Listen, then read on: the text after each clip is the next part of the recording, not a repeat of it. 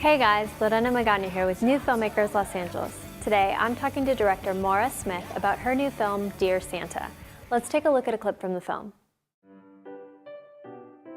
Dear Santa, I hope you and Miss Claus are doing very well. This year I don't want any presents. I would just like for you to please turn me into a boy. Can you do that? Thank you very much. It's about a little girl, Anne, and she's sort of a eclectic kid. She likes dance class, hockey, video games. And one Christmas, she asks Santa to turn her into a boy. And so the film is sort of about how her parents navigate that request. And, it's about being allowed to sort of be yourself and, letting your kid grow into who they're going to ultimately be and not try to control it too much. How did you come up with the concept behind your film? Well, it was my thesis film for Boston University, so there's a wide range of things to write. So for a long time over the summer before it was due, I was sort of coming up with a different idea every week and being like, no, I don't think that's good.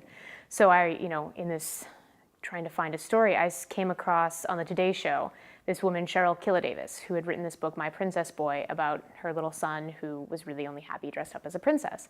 And it really hit me because that was sort of the kind of kid I was. I liked to run around and play with G.I. Joes and Transformers and things like that. And seeing her speak about her son, I just became interested in what it would be like if that conflict was there, if a parent wasn't quite as accepting and did have these concerns. So it sort of grew out of there. When you were writing this, did you know from the beginning that it was going to be a type of social commentary? Yeah, I think it's hard because I didn't want to make an issue film. Do you know what I mean? I didn't, because I think sometimes if you put that too much on the story, you don't want it to be preachy. I wanted it to just be a story that people could relate to, and out of that story and out of those characters, I think that commentary kind of comes across, which is great, but that was something I was really interested in, especially in terms of the dynamic between the mother and the dad. Like when I was a kid, I would go to the shoe store, and if they brought out a pair of sneakers that were pink, they pinched my toes and I couldn't wear them. But if they brought out the exact same pair in blue, I was like, they fit like a dream. Let's get two pairs. And my father's reaction, I talked to him about it while I was writing, and my dad was like, well, but boy toys are cooler. And that was just, and that's really the track I took with the dad. But I think that there's a lot of, in terms of the mom, and I don't mean to get a little off topic, but it's like if you've ever been a kid especially a girl, like girls can be so mean to each other. Like if you're a little different or you're a little off, they can just pick at that. And that was where I wanted the mom's fears to be coming from. She's like, I don't want my daughter to be the one who's an outcast.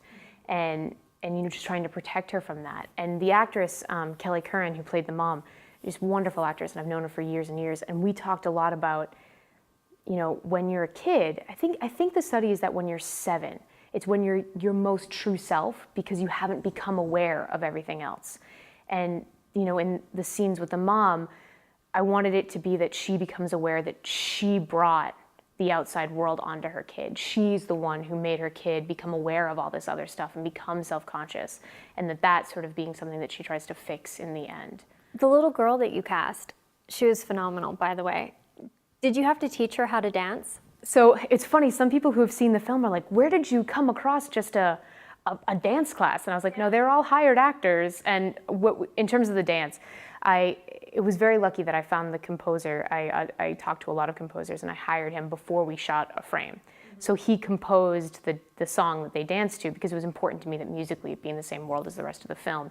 And so then I hired a choreographer who choreographed the whole thing. We auditioned 50 ballerinas and got them down to 25, and we taught her the whole tap routine. And in terms of Sam Eddy is her name, Samantha Eddy, who plays Anne, and she's a great kid. I put out the audition notice, and I must have auditioned over 150 girls for this role over a long time. And her mom had contacted me and was like, this is my daughter.